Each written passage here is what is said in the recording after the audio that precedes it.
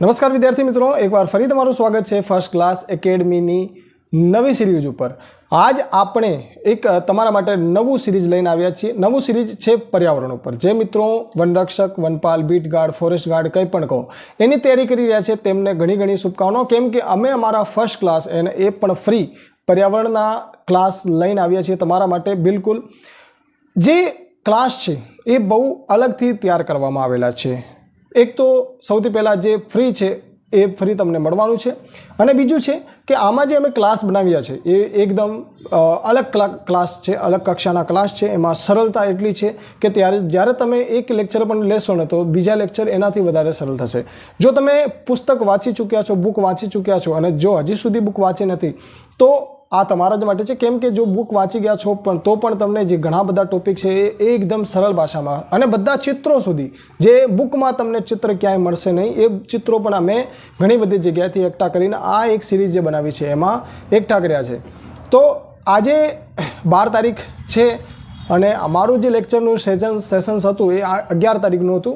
तो एक दिवस थोडुं मोडुं थयुं पण हवे आपणे मंगळवार छे आज अने मंगळवार 12 तारीखथी आपणे स्टार्ट करी रह्या छीए।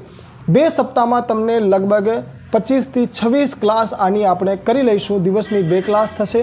फर्स्ट क्लास थशे ए आपणी 8:15 सवारे लगभग थशे अने सांजनी जे क्लास हशे ए आपणी 5:15 नी हशे।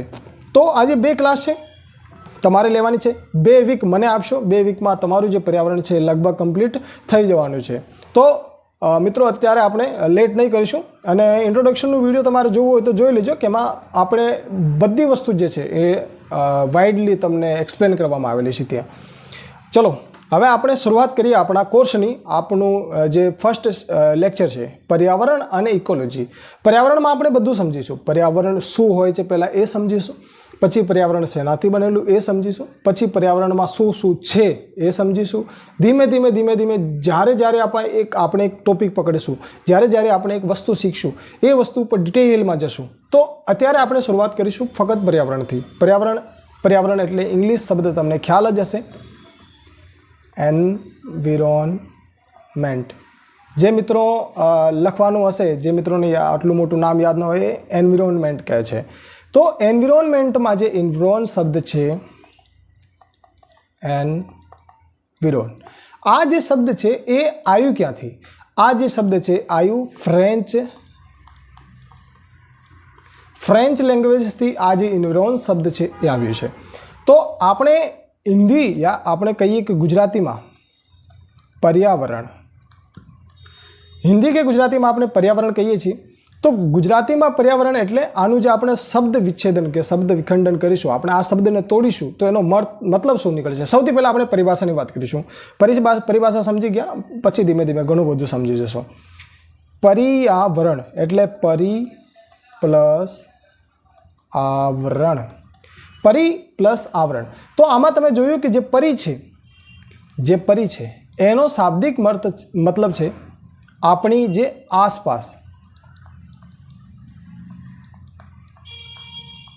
आसपासનું જે આપણી આસપાસ છે એને પરી એટલે આપણી આસપાસનું, અને આવરણ હોય છે એને આપણે કહીશું સપાટી કે પછી તમે પડ કહી શકો છો કે એ એવી પડ છે જે આપણી આસપાસ છે એને આપણે પર્યાવરણ કહીશું। હવે આની એક 2 डेफिनेशन है, नॉर्मल डेफिनेशन और एक थोड़ीक एनाथी वधारे सारी लगती हो एवी डेफिनेशन। केम के एक जो नॉर्मल डेफिनेशन होय छे ए बधाने याद रहे छे अने जे थोड़ीक हेवी होय छे घणा बधाने याद रहती नथी। तो जे पर्यावरणनी नॉर्मल डेफिनेशन है कि पर्यावरण एटले परि प्लस आवरण। तो आनी नॉर्मल डेफिनेशन है कि जे मानवनी आसपासनुं आवरण, आवरण तो आपणे लखेलुं छे। तो आवरण शुं? मानव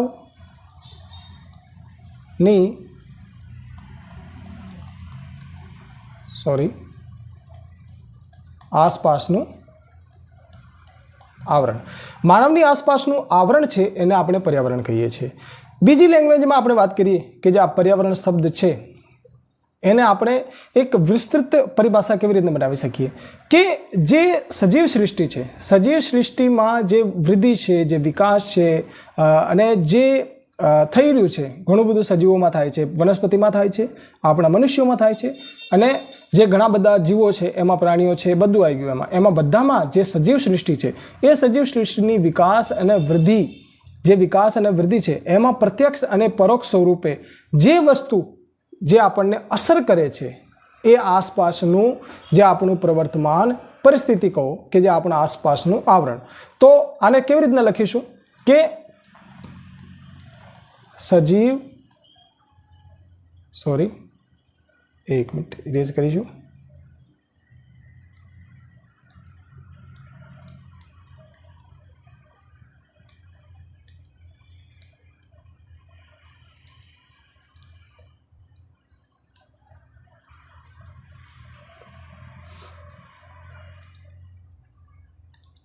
ચાલો, સજીવોની વૃદ્ધિ અને વિકાસ માટે જે પરોક્ષ પ્લસ પ્રત્યક્ષ અને પ્રત્યક્ષ જે અસર કરે છે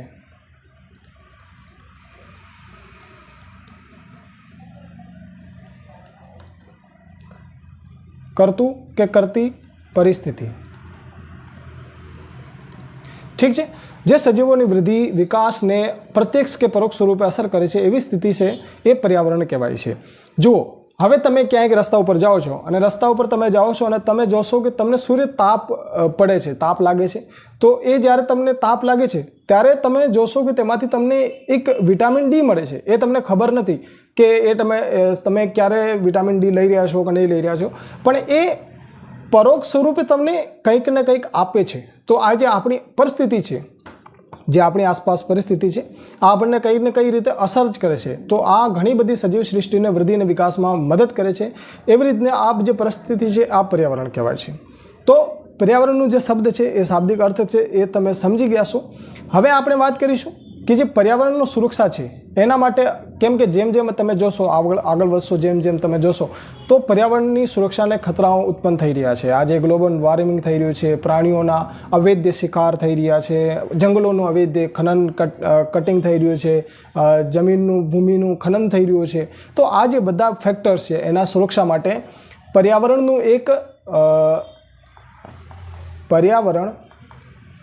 એક્ટ કે ધારો કહો, પર્યાવરણ ધારો આવ્યો. પર્યાવરણ ધારો એ પણ સુરક્ષા ધારો, અને આ ધારો ક્યારે લાગુ થયો હતો? 1986માં. તો પર્યાવરણ સુરક્ષા ધારો 1986માં લાગુ થયો અને એનો હેતુ શું હતું કે જે પર્યાવરણની સુરક્ષા છે એને વધારે ને વધારે મજબૂત કરવી. તો આ યાદ રાખવાનું તમારે, એન્વાયરમેન્ટ પ્રોટેક્શન એક્ટ 1986. બીજી વસ્તુ, હું જ્યારે પણ અહીં કંઈ પણ માહિતી તમને આપું છું, આવી રીતને લખું છું, એ તમારે એવી રીતને જ લખી નાખવાની, કેમ કે આ જે શોર્ટ સ્વરૂપ છે, એકદમ શોર્ટ નોટ્સ કહી શકો તમે. તો આ જે વસ્તુ તમે લખશો તો તમે લગભગ 25 ક્લાસ લેશો તો 25 ક્લાસમાં તમારે લગભગ એક પેજ એક ક્લાસનું થશે. તો 25 પેજમાં તમારી આખી એક પર્યાવરણની સિરીઝ તૈયાર થઈ જશે. તો આ વસ્તુ તમારે ધ્યાન રાખવાની છે. બીજી વસ્તુની આપણે વાત કરીશું. તો હવે આપણે પર્યાવરણના આવરણ જે હોય છે, જે પર્યાવરણના સ્વરૂપ હોય છે એમની વાત કરીશું. તો સૌથી પહેલાં આપણે વાત કરીશું કે પર્યાવરણમાં કેટલા સ્વરૂપો હોય છે. જુઓ, પર્યાવરણ શેનાથી બનેલું હોય છે? કોઈને ખબર છે પર્યાવરણ શેનાથી બનેલું છે? મુખ્યત્વે પર્યાવરણ બે વસ્તુથી બનેલું છે. પર્યાવરણ કેવી રીતના બનેલું છે, કેવું પર્યાવરણ હોય છે એ. તો આપણે એ વાત કહીએ તો પર્યાવરણના સ્વરૂપોની વાત કરીશું. તો મુખ્યતઃ બે સ્વરૂપમાં પર્યાવરણ આપણું વહેંચાયેલું છે. એક તો કુદરતી જે ભૌતિક કહી શકીએ આપણે, અને જે બીજો છે એ માનવ સર્જિત.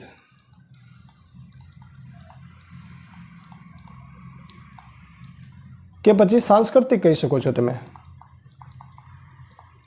સાંસ્કૃતિક એટલે કલ્ચરલ, હ્યુમન મેડ કે કલ્ચરલ અને નેચરલ. તો પર્યાવરણ બે સ્વરૂપમાં બને છે.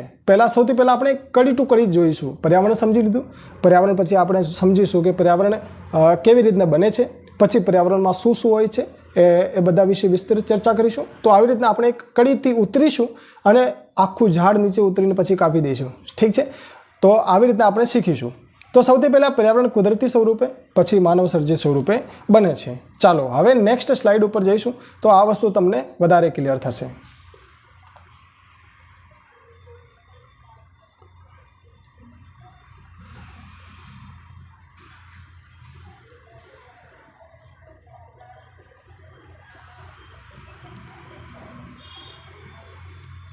આ બહુ દાડા પછી યુઝ કર્યું છે તો ઘણી દિક્કતો પડશે થોડીક વાર. એક લેક્ચરમાં તમને થોડુંક એડજસ્ટ કરી લેજો.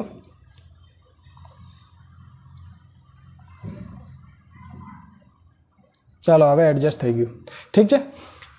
પર્યાવરણના સ્વરૂપોની વાત કરીએ. ચાલો તો હવે આપણે નેચરલ સ્વરૂપની વાત કરીશું. નેચરલ આપણે શું વાત કરી હતી કે નેચરલ હોય છે અને માનવ સર્જિત હોય છે. માનવ સર્જિતમાં મેં બે કીધા, માનવ સર્જિત અને સાંસ્કૃતિક.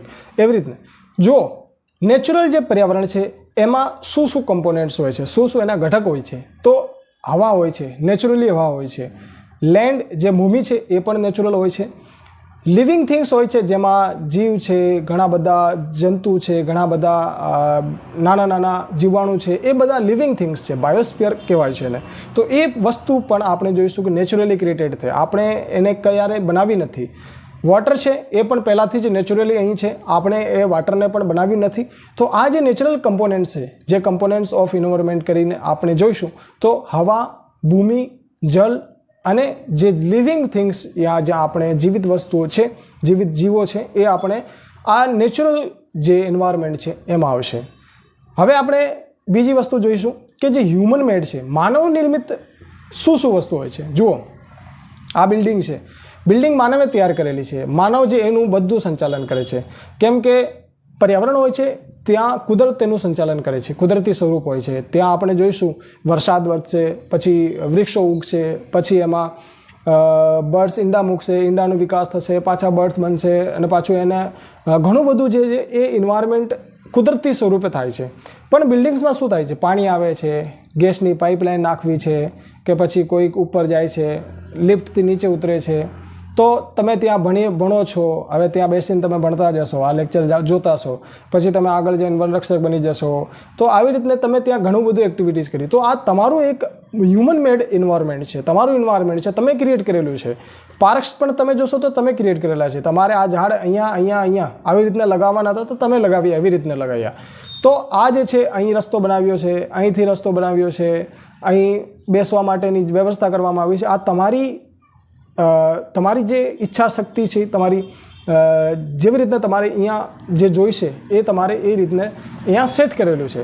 પર્યાવરણમાં શું હોય કે ત્યાં ઝાડ છે તો એ આપમેળે ઉગ્યું છે, આપણે એને તૈયાર કરેલું નથી. ત્યાંથી નદી નીકળે છે, આપમેળે ત્યાંથી નીકળે છે, આપણને ક્યારેય એ નદી આપણે બનાવી નથી. તો આ જે રોડ છે, રોડ અહીં આ બાજુ બધા જનારા છે, આ બાજુ પહેલાં સામેથી આવનારા છે, અને વચ્ચે કોઈ લોકો પેદલ ના જાય એવી વ્યવસ્થા છે. તો આ બધું આપણા હ્યુમન મેડ દ્વારા કે માનવ દ્વારા બનાવવામાં આવેલું છે. મોન્યુમેન્ટ્સની વાત કરીશું, જે વસ્તુઓ જે પહેલાંથી તૈયાર થઈ રહી છે અને અત્યારે પણ તૈયાર થઈ રહી હોય, જેમ કે આ જુઓ તાજમહેલ જેવો છે, કંઈક મંદિર જેવો છે, મસ્જિદ જેવો છે. તો આ જે વસ્તુ છે આ હ્યુમને બનાવી છે. આજે આપણે જોઈશું ગુજરાતમાં સરદાર વલ્લભભાઈ પટેલ સાહેબની આપણે એક બહુ મોટી મૂર્તિ આપણે બનાવી છે. તો એ હ્યુમન મેડ મૂર્તિ છે, આપણે એ મોન્યુમેન્ટ્સ આપણે બનાવ્યું છે. તો આવી રીતને માનવ પણ એક પર્યાવરણ ક્રિએટ કરે છે, એન્વાયરમેન્ટ ક્રિએટ કરે છે. તો આ છે આ જે ઉદાહરણો છે એ હ્યુમન મેડ એન્વાયરમેન્ટના છે. હવે જુઓ આ જે છે એ કલ્ચર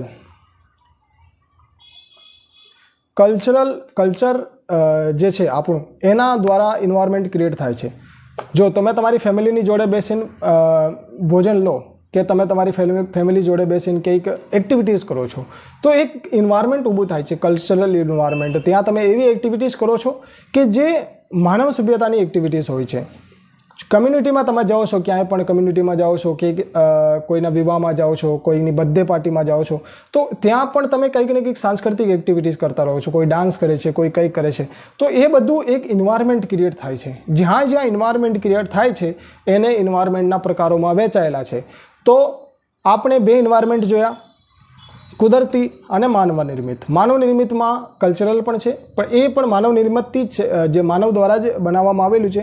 તો આપણે એવું નહીં કહીશું કે આ જે પ્રકાર છે, જે આ ઇન્ડિવિજ્યુઅલ પ્રકાર છે, ફેમિલી, કમ્યુનિટી, આ અલગ છે, આ માનવ નિર્મિત જ કહેવામાં આવશે, પણ કલ્ચરલ છે. આમાં કંઈક વસ્તુ ઊભી ના થાય, પણ આમાં કંઈક એક માહોલ ક્રિએટ થાય છે, એક એન્વાયરમેન્ટ ક્રિએટ થાય છે. તો આ પણ એક હ્યુમન મેડ એન્વાયરમેન્ટ છે. અને એક જે આપણે કુદરતી જોયું એ એન્વાયરમેન્ટ આપણે અહીંયા જોયું. હવે આપણે આગળ વાત કરીશું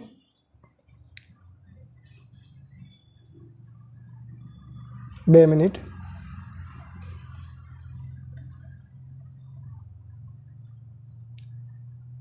ચાલો,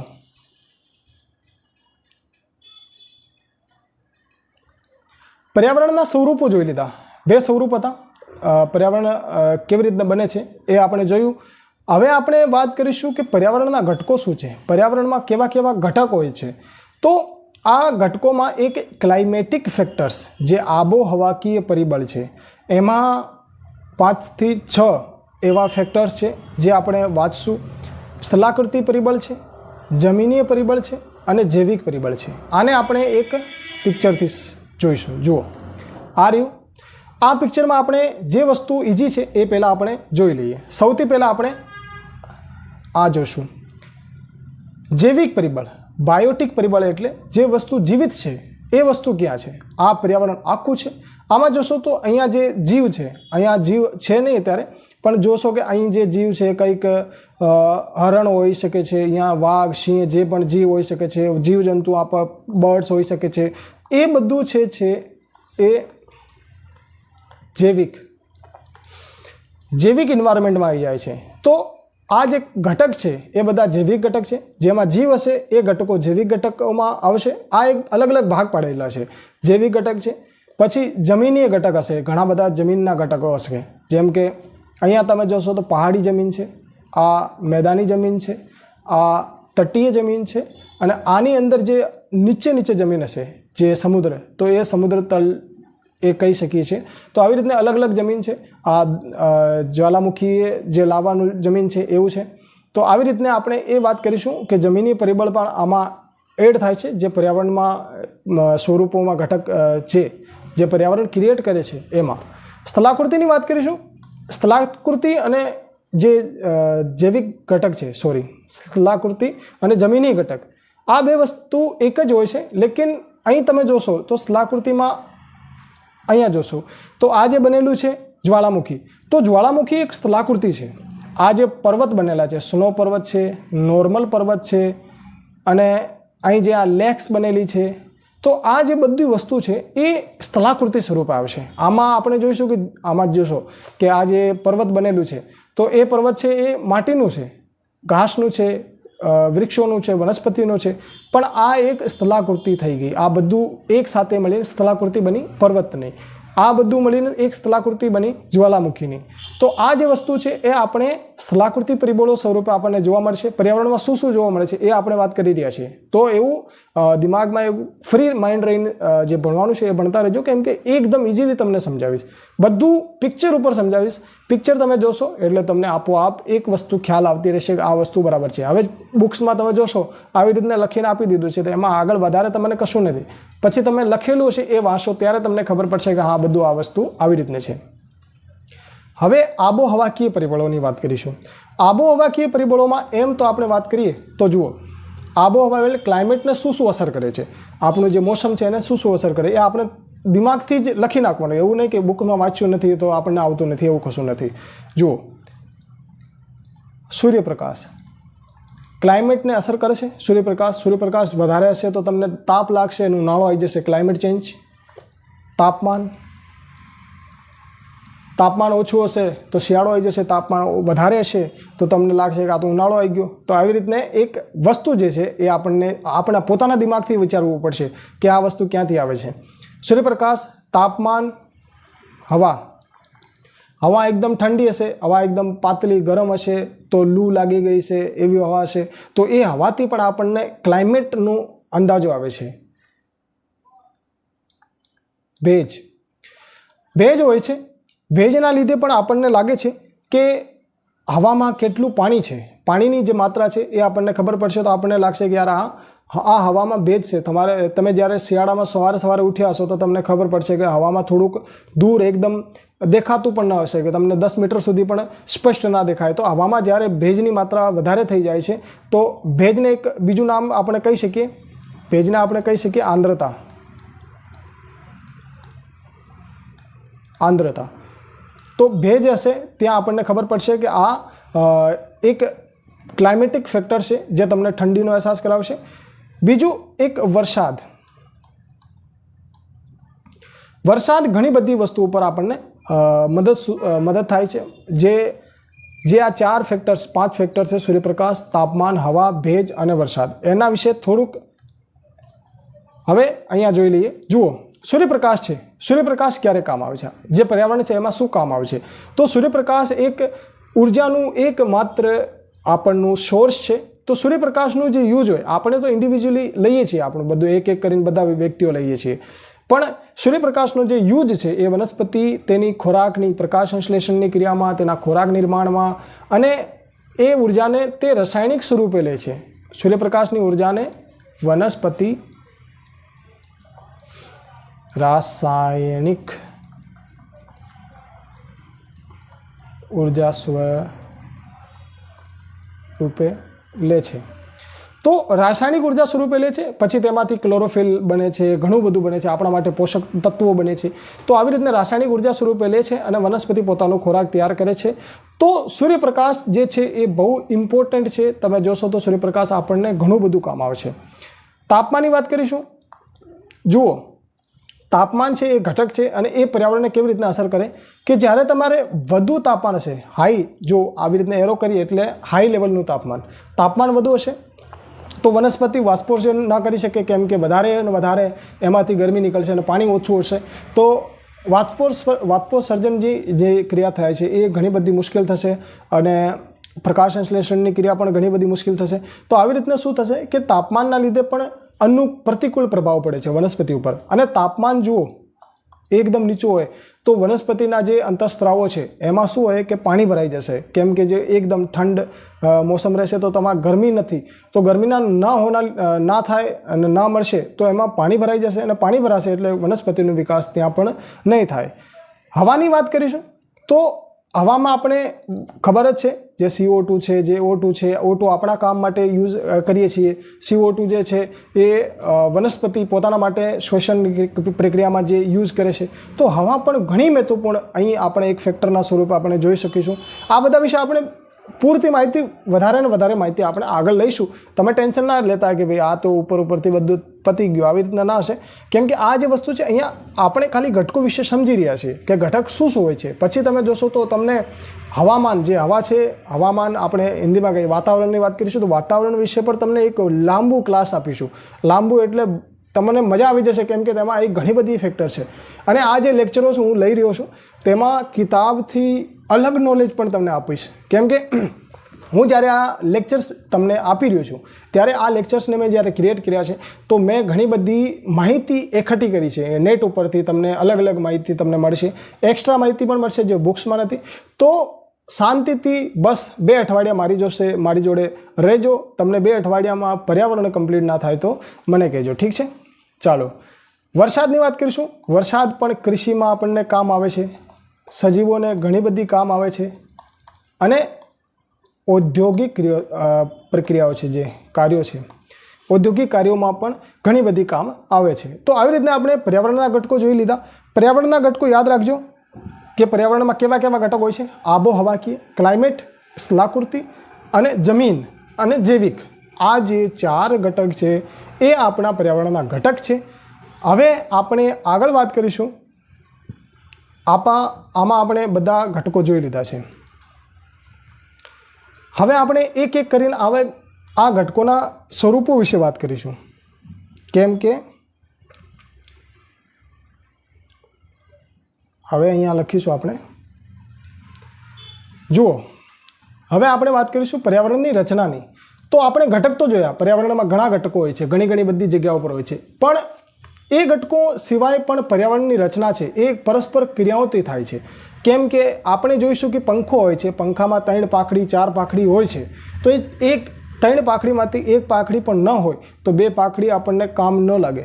તો આવી રીતના જે પર્યાવરણ જે બનેલું છે એમાં પણ પાંખડીઓ છે અને એ બધી પાંખડીઓ એકસાથે ન હોય તો આ જે પર્યાવરણ છે એ એક સારી રીતને તૈયાર ન થઈ શકે, સારી રીતને કામ ન કરી શકે છે.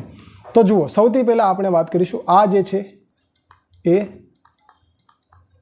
વાતાવરણ હશે. વાતાવરણ વિશે સંપૂર્ણ ડિટેલ લઈશું. આ જે છે ભૂ આવરણ, આના વિશે આપણે બધી માહિતી લઈશું.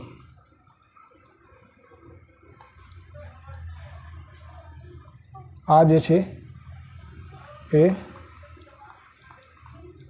જળાવરણ, જળાવરણ વિશે આપણે બધી માહિતી લઈશું. અને અહીંયા જે જીવજંતુ છે, જે જીવ છે એ બાયોસ્ફિયર કહીને કહેવાય છે. તો જીવાવરણ કે જીવાવરણ આપણે કહી શકું. તો આ જે 4 આવરણ છે, આ 4 આવરણ વિશે આપણે માહિતી આજ લેવાના છીએ. તો લગભગ આમાં બહુ લાંબી માહિતી છે, કેમ કે વાતાવરણ તમને સમજાવીશ તો તમે જોશો તો તમને એક ઇન્ટરેસ્ટ આવી જશે. તો વાતાવરણ પણ ઘણું લાંબુ છે. પછી આપણે ભૂ આવરણ, જૈવાવરણ, જળાવરણ આ વસ્તુઓ જોઈશું. તો આજે આપણે જોઈશું લગભગ વાતાવરણ આપણું કમ્પ્લીટ થઈ જાય એવી આપણે કોશિશ કરીશું. ટેન્શન ના લેતા, તમારા 2 અઠવાડિયામાં લગભગ સંપૂર્ણ કોર્સ પૂરો થઈ જાય એવી મારી ઈચ્છા છે. સૌથી પહેલાં આપણે વાતાવરણ. હવે આપણે પર્યાવરણની રચના લખી નાખો, ઉપર હેડિંગ નાખી નાખો પર્યાવરણની રચના, અને એના જે 4 રચનાના જે સ્વરૂપો છે કે વાતાવરણથી પર્યાવરણ રચાય છે, ભૂ આવરણથી, જૈવાવરણથી અને જળાવરણથી. હવે આ 4 વસ્તુઓ પર ડિટેલથી આપણે ચર્ચા કરીએ. જુઓ, હવે સૌથી પહેલાં આપણે વાતાવરણની ચર્ચા કરીશું.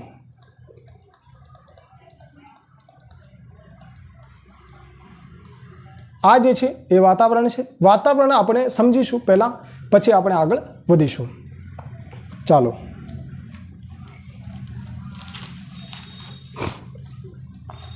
બે મિનિટ. અહીંયા ગરમી બહુ છે, એ તમને દેખાશે નહીં, પણ આપણે ભણીશું, બધા લેક્ચરો લઈશું, ભલે ગરમી કેટલી પણ હોય. ઠીક છે, ચાલો. સૌથી પહેલાં આપણે એટમોસ્ફિયર આને કહીએ છીએ. વાતાવરણ એટલે એટમોસ્ફિયર. એટમોસ્ફિયરમાં આપણે સૌથી પહેલાં નીચેનો સ્તર જ્યાં આપણે રહીએ છીએ એ છે ટ્રોફોસ્ફિયર. ટ્રોફોસ્ફિયર એટલે કે ક્ષોભાવરણ. આને લખીશું આપણે ક્ષોભાવરણ. ક્ષોભાવરણ એટલે એક એવું વાતાવરણ જ્યાં સજીવ સૃષ્ટિ પનપી શકે, સજીવ સૃષ્ટિ સ્વતંત્ર રીતે જીવી શકે છે. તો ક્ષોભાવરણમાં શું હોય કે મુખ્યત્વે જે સજીવને ઉપયોગી છે એ હોય છે આપણું ઓક્સિજન. અને ઓક્સિજન અને કાર્બન ડાયોક્સાઇડ જેના લીધે જે વનસ્પતિ છે એ જીવે છે, અને ઓક્સિજન જેના લીધે આપણે જીવીએ છીએ. બીજી ઘણી હવાઓ છે, જે ઘણી વાયુઓ છે એ બધી કામની છે, પણ મુખ્યત્વે ઓક્સિજન છે એ આ ટ્રોફોસ્ફિયરમાં જ હોય છે, જે ક્ષોભાવરણ છે એમાં જ હોય છે. હવે તમે જોશો જે ટ્રોફોસ્ફિયર ક્ષોભાવરણ છે આમાં આ જે લેવલો છે ધ્રુવોના લેવલ છે એ બહુ ઊંચા હોય છે. તો જ્યાં ધ્રુવ છે, જ્યાં તમે કહો કે પોલ છે ત્યાં આ લેવલ થોડું કે ઓછું હશે, અને જ્યાં પોલ નથી ત્યાં આ લેવલ વધારે ઊંચું હશે. સમજી ગયા? જુઓ, ધ્રુવ જે આપણે પોલ કહીએ કે આ જે ધરતી છે, આ વચ્ચેની રેખા આ છે એ નોર્થ પોલ છે, આ જે છે એ સાઉથ પોલ છે. તો આ ધ્રુવો પર જે એની ઊંચાઈ છે, આ જે ટ્રોફોસ્ફિયરની ઊંચાઈ છે, તો આપણે વાત કરીશું કે આ બંને ધ્રુવો છે એના ઉપર લગભગ 2 થી 8 કિલોમીટર સુધી જ આ હવા હોય છે. 2 થી 8 કિલોમીટર સુધી જ. કેમ કે આટલે સુધી તમે ઉપર પહોંચી ગયા છો, તો થોડાક ઉપર જશો એટલે હવે આ ટ્રોપોસ્ફિયર અહીં ખતમ થઈ જશે. તો 2 થી 8 કિલોમીટર જ આ બે ધ્રુવો પર આ ક્ષોભાવરણ હોય છે. અને સમશીતોષ્ણ અને જે વિષુવવૃત્ત છે ત્યાં આ લગભગ 16 કિલોમીટર હશે અને લગભગ 12 કિલોમીટર પણ હશે. તો આવી રીતના અંદાજન આપણે આ જે ક્ષેત્ર છે એ ક્ષેત્રની આપણે ઊંચાઈ કાઢીશું તો લગભગ આ 0 થી 11 કિલોમીટર સુધીનો આ લખેલું છે બહાર. તો 0 થી લગભગ 11 કિલોમીટર તમારે બુક્સમાં લખેલું છે, તો બુક્સના હિસાબે આપણે ચાલીશું. 0 થી 11 કિલોમીટર આ જે ક્ષોભાવરણ છે, જે ટ્રોપોસ્ફિયર છે, એ ફેલાયેલું છે અવકાશમાં. નીચેથી ઉપર જઈશું આપણે 11 કિલોમીટર. અહીં તમે જોશો કે જેવી જેવી રીતના તમે ઉપર જશો, જેમ તેમ તમે ઉપર જશો, તમારી પાસે કંઈક રોકેટ હોય તો ઠીક છે, ના તો તમે પોતાનું હેલિકોપ્ટર લઈને પણ ઉપર જઈ શકો છો, ચેક કરી શકો છો. ઉપર જઈશો તો તમને તાપમાન માઇનસમાં જશે. તાપમાન અહીં લખીશું, તાપમાન, સોરી હિન્દી આવી ગયું, ચાલશે. તાપમાન અહીંયા શું થશે? ઘટશે. તાપમાન કેટલું ઘટશે કે દર કિલોમીટર, 1 કિલોમીટર ઉપર તમને જોશો તો તમે અહીંયા 5 થી 7 ડિગ્રી સેલ્સિયસ, 5 થી 7 ડિગ્રી સેલ્સિયસ જે છે તાપમાન અહીં ઘટતું દેખાશે. અને જેમ જેમ ઉપર જશો તેમ -50-55 ડિગ્રી સુધી માઇનસ જતું રહેશે, જ્યાં સુધી આ છોભાવરણ છે. તો આ જે વસ્તુ જે મેં છોભાવરણ વિશે કહી છે એ તમારે નોટ કરવાની છે. છોભાવરણ લખો અને તેમાં લખો કે આ નોર્થ પોલ ઉપર, સાઉથ પોલ ઉપર આટલું કિલોમીટર, નોર્થ પોલ ઉપર આટલું કિલોમીટર, અને જે સમશીતોષ્ણ છે કે વિષુવવૃત્ત છે, વિષુવવૃત્ત પર 16 અને સમશીતોષ્ણ પણ 12 કિલોમીટર. ટોટલ આ 0 થી 11 કિલોમીટર એવરેજ હોય છે. તાપમાન જ્યાં જ્યાં ઉપર વધશું ઘટશે. 1 કિલોમીટરના અંતર ઉપર આપણે ઉપર જઈશું તો 5 થી 7 ડિગ્રી સેલ્સિયસ તાપમાન આપણને ઘટતું જોવા મળશે. તો આ જે વસ્તુ છે એ આમાંથી જ MCQ જો પૂછશે તો આમાંથી જ પૂછશે, એનાથી વધારે કશું આવવાનું નથી. ઠીક છે, છોભાવરણ થઈ ગયું. હવે આપણે નેક્સ્ટ વાત ઉપર જઈશું. નેક્સ્ટ ચાલો, સ્ટ્રેટોસ્ફિયર. સ્ટ્રેટોસ્ફિયર એટલે સમતાપ આવરણ. આ બહુ ઇમ્પોર્ટન્ટ છે.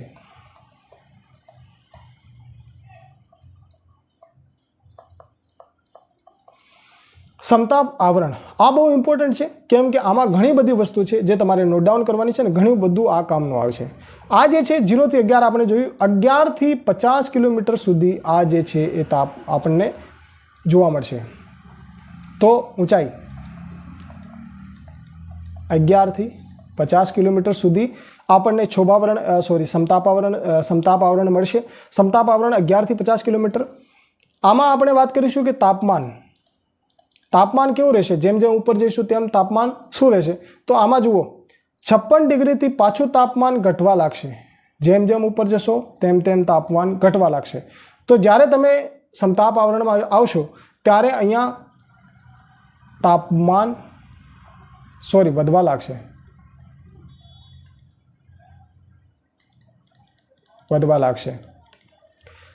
અહીંયા એક એરો કરી નાખીએ.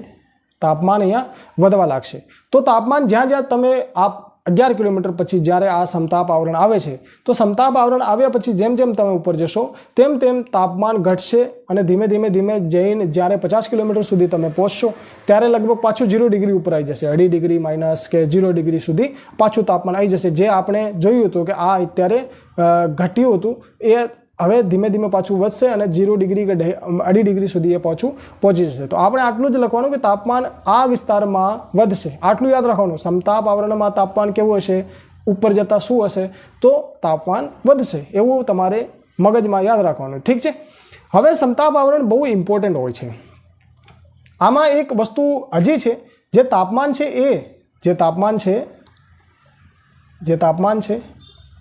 એ 20 કિમી સુધી તો સ્થિર, 20 કિમી સુધી સ્થિર રહેશે, પછી વધશે. તો આ વસ્તુ તમારે અહીંયા નોટ ડાઉન કરવાની છે. પછી 50 કિમી સુધી જશે અને પછી પાછું અટકી જશે અને પછી જે મેસોસ્ફિયર છે એમાં આપણે વાત કરીશું કે ત્યાં તાપમાન ઉપર જ્યારે આપણે જશું ત્યારે શું થશે. સૌથી પહેલાં આપણે વાત કરીએ કે જો આ તાપમાન, આ જે સમતાપ આવરણ છે એ શું હોય છે? એકદમ સ્વચ્છ હોય છે. જુઓ, અહીં વાદળા છે, આ વાદળો છે, હવા છે, વધારે હવા છે. આ આવરણમાં તમને ક્યાંય આટલું જે વિસ્તાર છે જે સમતાપ આવરણ છે આમાં ક્યાંય હવા, ક્યાંય એવું કશું નથી જે અહીંયા તકલીફ કરે છે. તો તાપમાન ઘટે છે એટલે હવા પાતળી રહેશે. બીજું, અહીંયા વાદળ કે વંટોળ નથી હોતા. વાદળ વંટોળ અહીંયા નથી હોતા, હવા પાતળી હોય છે અને વાદળ અને વંટોળ અહીંયા નથી હોતા. જો વાદળ અને વંટોળ અહીંયા ના હોય તો આ જે વસ્તુ છે, આ જે એરિયો છે, જે આવરણ છે, અહીંયા એક બેસ્ટ પ્લેસ છે, બેસ્ટ જગ્યા છે કે અહીં તમે જેટ વિમાન ઉડાવી શકો છો. અહીંયા તમે આવી રીતને જે બલૂન્સ છે, જે રેડિયો સાઉન્ડના બલૂન છે એ બધા તમે ઉડાવી શકો છો. તો આપણે અહીંયા કહી શકીએ છીએ કે જે સમતાપ આવરણ છે એ આઇડલ પ્લેસ છે, આઇડલ આવરણ છે જેટ વિમાનો માટે. જેટ વિમાનો માટે આ જે છે એ આઇડલ છે. કેમ કે અહીંયા જે વંટોળ અને વાદળ હોતા નથી, હવા પાતળી હોય છે, તો આ બધું એમના માટે બહુ સારું હોય છે. સમતાપ આવરણ એક નવી વસ્તુ માટે પણ આપણને જોવા મળશે. એ વસ્તુ છે આમાં એક ઓઝોન લેયર હોય છે. ઓઝોન સ્તર, જે ઓઝોન સ્તર હોય છે એ આ જ સ્ટ્રેટોસ્ફિયર જે સમતાપ આવરણ છે એમાં હોય છે. તો ઓઝોન સ્તરમાં આપણે જોઈશું કે ઓઝોન સ્તર શું હોય છે. સૌથી પહેલાં એક સ્લાઇડ જુઓ. આ જુઓ ઓઝોન સ્તર. આ આપણી પૃથ્વી છે. પૃથ્વી ધીમે ધીમે આ બહાર આવી ગયા છે એ સમજાવવા માટે. ટ્રોપોસ્ફિયર હોય છે, ટ્રોપોસ્ફિયર પછી સ્ટ્રેટોસ્ફિયર હોય છે, જે ક્ષોભ આવરણ અને સમતાપ આવરણ છે. તો સમતાપ આવરણમાં થોડુંક આવરણ હોય છે જે વચ્ચે વચ્ચેનું આવરણ હોય છે. જો આ સમતાપ આવરણ હોય તો આની વચ્ચે વચ્ચે એક આટલું આવરણ હોય છે, એ ઓઝોન લેયરનું હોય છે. જે આ ઓઝોન લેયર છે એ ઓઝોન લેયર આપણને શું કામ આવે છે? ઓઝોન લેયર જ્યારે સૂર્યપ્રકાશમાંથી આ જે UV, A, B, C, UV એટલે અલ્ટ્રાવાયોલેટ, અલ્ટ્રાવાયોલેટ એટલે પારજાંબલી કિરણો.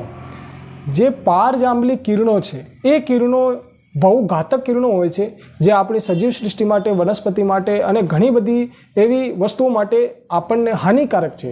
તો આ પૃથ્વી માટે હાનિકારક કિરણો છે. અને આ કિરણો આની જે માત્રા છે, આનું જે અસર છે, આ જે ઓઝોન લેયર છે, ઓઝોન વાયુ હોય છે, આમાં જે ઓઝોન વાયુ છે આ કિરણોને અહીં આપણી પૃથ્વીમાં આવતા રોકે છે. જુઓ, ખાલી UV એ અલ્ટ્રાવાયોલેટ એ પ્રકારની કિરણો છે એ લગભગ પૃથ્વી પર પહોંચે છે. એ વિશે આપણે વિસ્તૃત ચર્ચા કરીશું કે જે આ કિરણો છે કઈ કિરણો પાતળી હોય છે, કઈ કિરણો વધારે જાડી હોય છે, ઓઝોન લેયરમાં કોનું અસર વધારે હોય છે, કોનું અસર ઓછું હોય છે, બધું આવશે. આ ફક્ત તમારે એક ફર્સ્ટ લેક્ચર છે. તમારે એ વિચારીને અહીં ચાલવાનું કે હવે આપણે એક સ્ટેપ આગળ વધી રહ્યા છીએ. તો ઓઝોન લેયર સમજી ગયા. ઓઝોન લેયરમાં પારાજાંબલી કિરણો આવે છે. એ ઓઝોન લેયર આપણને સુરક્ષા પ્રદાન કરે છે. પારાજાંબલી કિરણો આપણા માટે ઘાતક છે, સજીવ સૃષ્ટિ માટે ઘાતક છે. ચાલો હવે આપણે પાછા આવીશું. ઓઝોન સ્તર આપણને અહીં મળશે. અને ઓઝોન સ્તર છે એ ઓઝોન સ્તર કેટલા કિલોમીટર સુધી છે? જુઓ, અહીં જે ઓઝોન સ્તર છે એ લગભગ 32 થી 48 કિલોમીટર અને 20 થી 40 કિલોમીટર. જુઓ, 11 થી 50. તો હવે આપણે 32 કિલોમીટર સુધી જઈશું અને 50 થી પાછું 48 કિલોમીટર. તો આટલું વિસ્તાર છે એમાં શું હોય છે? ઓઝોન સ્તર હોય છે.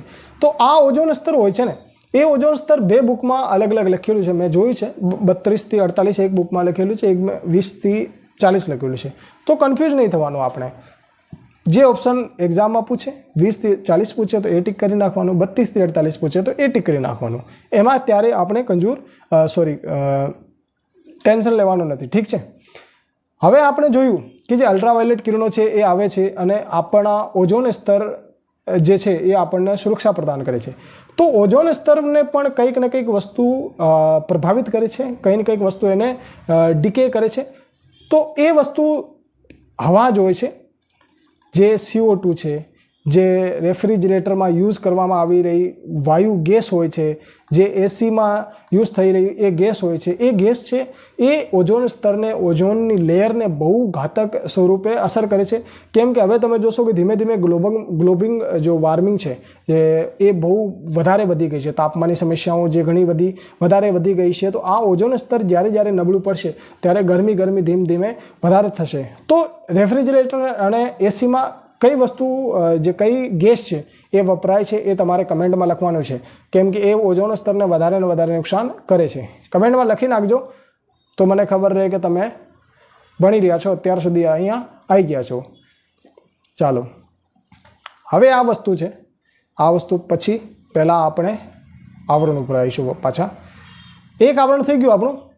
હવે આપણે મિસોસ્ફિયરમાં આવી જઈશું. મિસોસ્ફિયર એટલે મધ્યાવરણ. મધ્યાવરણ એટલે બે આવરણ આની નીચે છે, બે આવરણ આની ઉપર છે, અને આ આવે મધ્યમાં એટલે મિસોસ્ફિયર. મિસોસ્ફિયરમાં જે એનું કિલોમીટર છે એ પાછું 40 થી 50 કિલોમીટર છે. અને આમાં જે તાપમાન છે એ જુઓ 2.5 ડિગ્રીથી પાછું -86 ડિગ્રી એટલે પાછું ઘટવા લાગશે. તો મિસોસ્ફિયર શું હોય? સૌથી પહેલાં આપણે ઊંચાઈ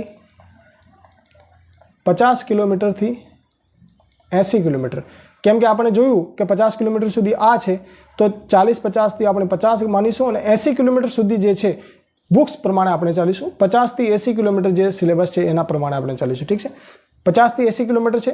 તો આ 50 થી 80 કિલોમીટર મધ્યાવરણ છે. મધ્યાવરણમાં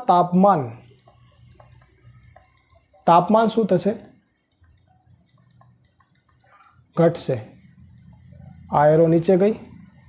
ઠીક છે, તો તાપમાન આમાં શું હોય? આમાં તાપમાન ઘટશે. હવે આમાં એક બહુ મજેદાર આઇટમ તમને, બહુ મજેદાર ટોપિક છે એ તમને બતાવીશ કે અહીંયા જોશો તો 80 કિલોમીટર સુધી તમે જ્યારે પહોંચશો ને ત્યારે લગભગ 100 ડિગ્રી સેલ્સિયસ માઇનસમાં જતું રહેશે. તો તાપમાન જ્યારે 100 ડિગ્રી સેલ્સિયસ માઇનસમાં જતું રહે તો તમે સોચો, તમે વિચારો કે જ્યારે આપણે હિમાચલ પ્રદેશ, ઉત્તરાખંડ, હિમાલય ઉપર આપણે જઈએ અને ત્યાં તાપમાન -30-40 ડિગ્રી પહોંચી જાય, 30 ડિગ્રી પહોંચી જાય તો પણ કેટલું ઠંડુ, એકદમ થીજી જાય, આપણા હાડકાં થીજી જાય એવી ઠંડ. તો જુઓ -100 ડિગ્રી પહોંચી જાય તો ત્યાં હવામાં શું થતું હશે? તો એક વસ્તુ બુકમાં લખેલી છે કે ઉનાળાના દિવસોમાં આ જે આવરણ છે આપણને ધરતીથી આપણને શું દેખાવામાં આવે છે કે ચળકતા વાદળો કે નિશા દીપ્ત.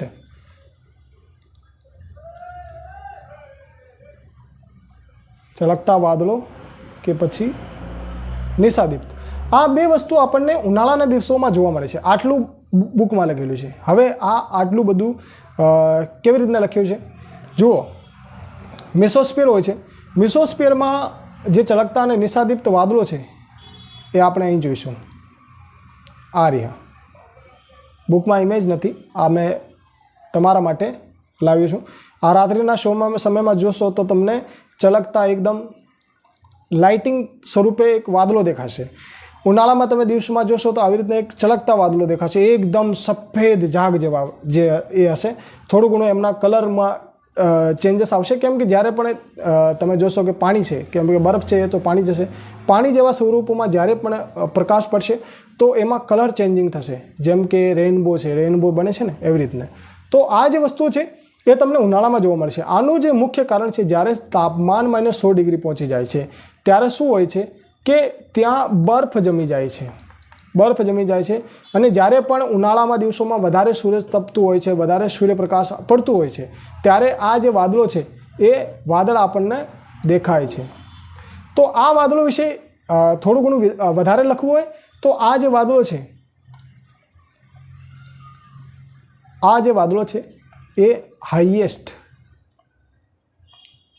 ક્લાઉડ્સ છે. હાઈએસ્ટ ક્લાઉડ્સ એટલે સૌથી ઊંચા ક્લાઉડ્સ. કેમ કે તમે જોયું કે આપણે જ્યારે આ વાતાવરણ સમજી રહ્યા હતા તો ક્લાઉડ્સ લગભગ ક્ષોભ આવરણ સુધી જ હતા, કેમ કે સ્ટ્રેટોસ્ફિયર, મેસોસ્ફિયરમાં આપણને ત્યાર સુધી ક્લાઉડ દેખાયા નથી. તો ક્લાઉડ મેસોસ્ફિયરમાં બરફના આપણને દેખાવા મળે છે, મેસોસ્ફિયર એટલે મધ્યાવરણમાં.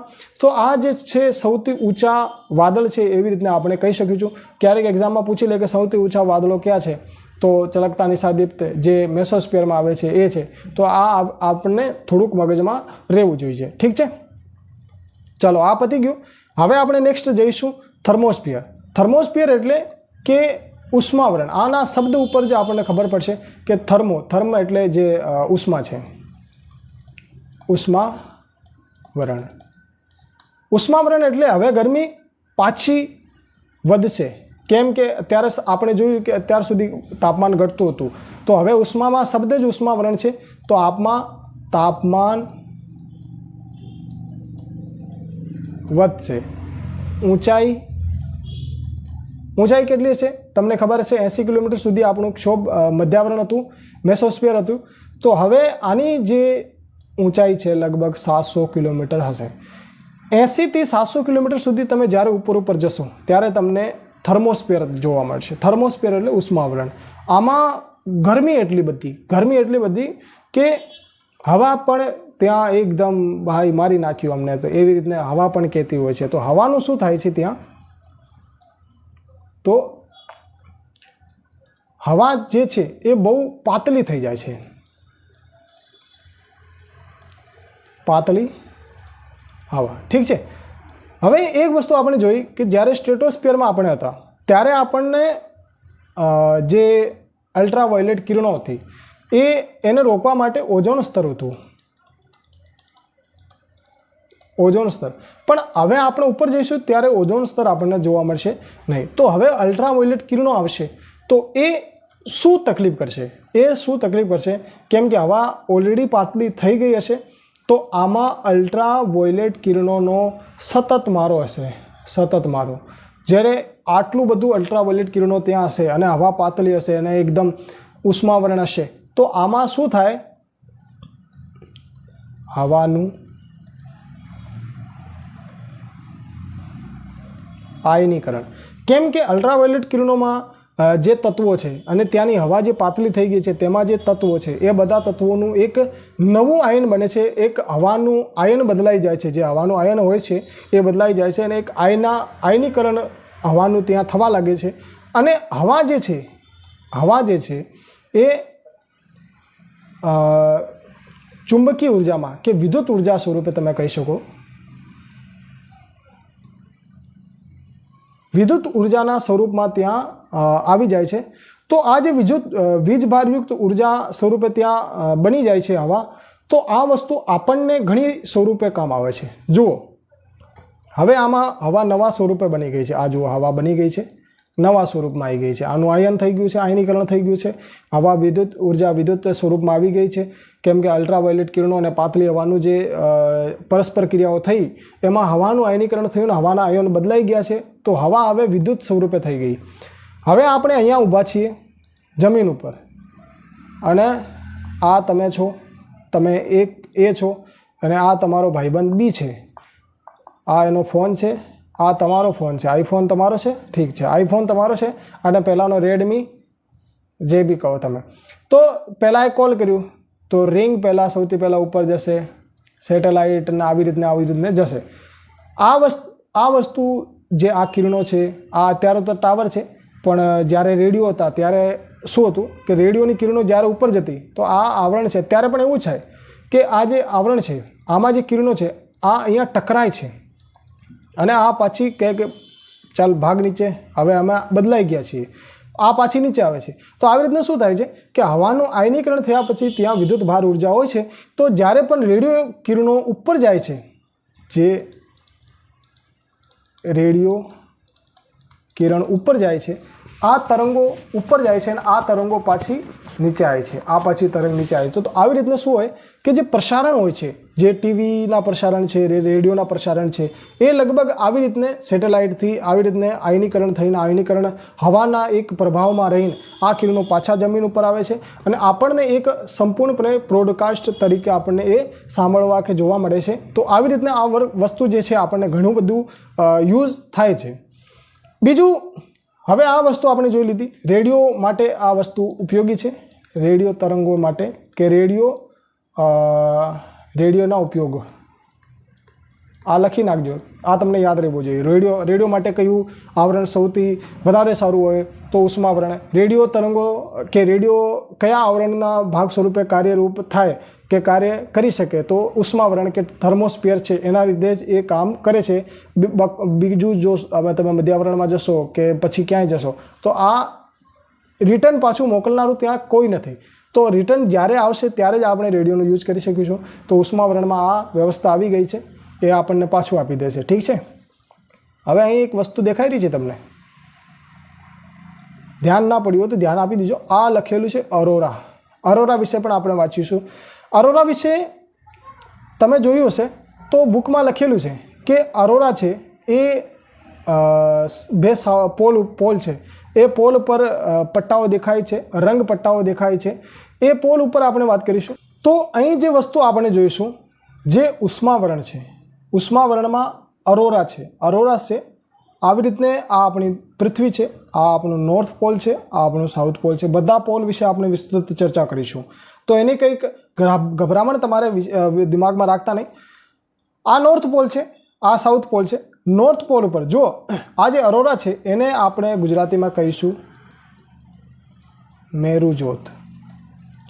મેરુજ્યોત શું હોય છે કે જ્યારે આ નોર્થ અને સાઉથ પોલ ઉપર કોઈક હોય તો એને જોશે તો એને ખબર પડશે કે આકાશમાં ક્યારેક ક્યારેક શું હોય કે એક નદી જેમ વહેતું હોય છે, કલરફુલ, એકદમ અલગથી જ. આવી રીતને જુઓ, તમને એક ફોટો બતાવું પછી આપણે આના વિશે વાત કરીશું. આ જુઓ, નોર્થ પોલ સાઉથ પોલ ઉપર આવી રીતને કલરફુલ પટ્ટાઓ નદીની જેમ આ વહેતા હોય છે. આ થોડાક સમય માટે આપણને દેખાય છે અને ઘણા વિસ્તારમાં તમે જોશો કે આવા પટ્ટા નિરંતર ત્યાં જ હોય છે. આ એકદમ અલગ જ લાગે છે. તમને જોશો તો તમને લાગશે કે યાર આપણે તો કંઈક એલિયન સૃષ્ટિમાં આવી ગયા છે, એલિયન પ્લેનેટ ઉપર આવી ગયા છે, આપણું પ્લેનેટ છે જ નહીં. એવી રીતના આ જે વસ્તુ છે એ અરોરા છે, અરોરા કહેવાય છે. અને આ વસ્તુ શેના સ્વરૂપે થાય છે, શેના લીધે થાય છે? આ જે વસ્તુ છે ઉષ્માવરણ જે છે એમાં હવાનું આયનીકરણ થઈ ગયું હોય છે, હવા વિદ્યુત ઉર્જાવાળી થઈ ગઈ હોય છે. તો આ જે છે એ મેગ્નેટિક જે વાયુ છે એ બધા વાયુ ઉપર નીચે તે અથડાતા હોય છે, યુવી અને ઘણી બધી વાયુ છે એ અથડાતી હોય છે. તો મેગ્નેટોસ્ફિયર છે ત્યાં તેના જે કણ હોય છે એના કારણે મેગ્નેટોસ્ફિયરના કણ, આ જે મેગ્નેટોસ્ફિયર છે એના કણના કારણે શું થાય છે કે આપણને મેરુજ્યોત દેખાય છે. જે મેરુજ્યોત હોય છે, જે અરોરા હોય છે, એ નોર્થ પોલ ઉપર જે મેરુજ્યોત આપણને દેખાય છે એને આપણે કહીએ છીએ બોરીઆલિસ.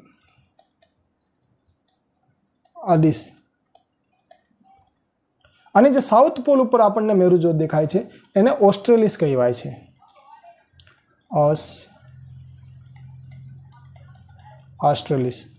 ઓસ્ટ્રેલિસ અને જે બોરિયોલિસ, આવી રીતના બે મેરુજ્યોતો આપણને દેખાય છે. બંને પોલ ઉપર દેખાય છે, નોર્થ પોલ અને સાઉથ પોલ, બંને ધ્રુવો ઉપર આપણને આ મેરુજ્યોત દેખાય છે. તો આ જે મેરુજ્યોત છે એની ઇતિહાસ પણ ઘણું રસપ્રદ છે અને એનું જે આપણે અત્યારે પણ જોઈએ તો આપણને જે ક્ષેત્રમાં આપણે જઈને જોઈશું તો એ ક્ષેત્ર પણ એકદમ અદ્ભુત લાગશે. આનો ઇતિહાસની એક નાનકડી તમને વાત કહીશ. તો એક વખત શું થયું કે ફુબાઓ નામની એક મહિલા હતી. થોડુંક આનું હવે આપ બધું સમજી ગયા છો, લખી નાખજો આરામથી પછી વિડીયો પોઝ કરીને. ફુબાઓ નામની એક મહિલા હતી. ચાલો ગુજરાતી. ફુબાઓ નામની મહિલા હતી. ફુબાઓ નામની એક મહિલા હતી. તો એ એક વખત શું થયું કે એક ખાડી જ્યાં વિસ્તાર છે ત્યાં એક તેઓ બેઠા હતા અને બેઠા બેઠા આસમાન ઉપર જોઈ રહ્યા હતા. ત્યારે એકદમ તેમની નજર ઉપર ગઈ અને તેમને શું દેખાયું કે એકદમ નદી વહેતી હોય છે, ચળકતી નદી, એકદમ રંગબેરંગી નદી. તો એ વહેતી એમ તેમને દેખાય. તો એકદમ આશ્ચર્યચકિત થઈ ગયા. એ વિચારવા લાગ્યા કે આ વસ્તુ શું છે. તો જ્યારે તેઓએ આ વસ્તુ જોઈ અને આશ્ચર્યચકિત થયા ત્યારે ફુબાઓ શું થઈ ગયા હતા? પ્રેગ્નેન્ટ થઈ ગયા હતા. તો જ્યારે તેઓ પ્રેગ્નેન્ટ થયા તો આ વસ્તુ જ્યારે તેઓ જોઈ અને પ્રેગ્નેન્ટ થયા ત્યારે તેમને એક પુત્ર થયો અને જે પુત્રનું નામ હતું બુઆન યુઆન. નામ ચાઇનીઝ લાગશે તમને. તો બુઆન યુઆન નામનો એક પુત્ર થયો અને એવું માનવામાં આવે છે, આ એક કિંવદંતી છે અને આ એક મેં વાંચી છે. તો એ બધું બુકમાં નથી, એક અલગ જ વસ્તુ છે. તમને એક આ જે વસ્તુ છે એ વિશે જ્યારે તમે સાંભળો ને ત્યારે તમને એક અલગ જ ખ્યાલ આવી જાય, તમને એક અલગ જ મજા આવે જ્યારે તમે સિલેબસ જોડે આ વસ્તુ એડ કરો. તો બુઆન યુઆન નામનો જે યુવક હતો એ યુવક એવું માનવામાં આવે છે કે જે ચીન છે, જે ચીન પ્રજાતિ છે, જે ચીન સંસ્કૃતિ છે એનો એ બુઆન યુઆન નામનો વ્યક્તિ હતો એ પિતા સ્વરૂપે કહેવાયો. એ તેમનો જનક હતો. જેમ કે જે ચાઇનીઝ લોકો છે એમનો ઉદ્ભવતા જે હતો એ બુઆન યુઆન નામનો યુવક હતો. તો આવી રીતના ઘણી બધી જે સ્ટોરીઝ છે આ જે અરોરા ઉપર છે, કેમ કે ત્યારે લોકોને આ વસ્તુ એકદમ જાદુ લાગતી હતી કે આ તો એકદમ ભગવાનની કૃપા થઈ ગઈ છે. જે વિસ્તારમાં જે લોકો જોઈ એ એમના ગોડ જોડે એને એડ કરી નાખી. તો આ વસ્તુ આપણે જોઈ કે એને જોવાથી ફુબાબાઓ પ્રેગ્નેન્ટ થયા અને એમનો જે પુત્ર થયો એ ચાઇનાનો જનક થયો, ચાઇનીઝ લોકોનું જનક થયો. તો થર્મોસ્ફિયર આમાં આપણે આ જોયું. હવે એક થર્મોસ્ફિયરમાં એક વસ્તુ આપણે વધુ જોઈશું કે જ્યારે હવાનું આયનીકરણ થાય છે, લખો આપણ હવાનું, અહીંયા લખી નાખો, આયનીકરણ થાય છે તો તેમાં અલગ અલગ રેડિયો તરંગોના અલગ અલગ સ્વરૂપો હોય છે. જુઓ, ડી, ઈ, એફ અને જી, આવી રીતના અલગ અલગ હવાઓના સ્વરૂપો ત્યાં આપણને જોવા મળશે. ડી જે પ્રકારની જે આયનીકરણની હવા તૈયાર થઈ હોય છે એ રેડિયો તરંગ કઈ હોય છે? દીર્ઘ હોય છે.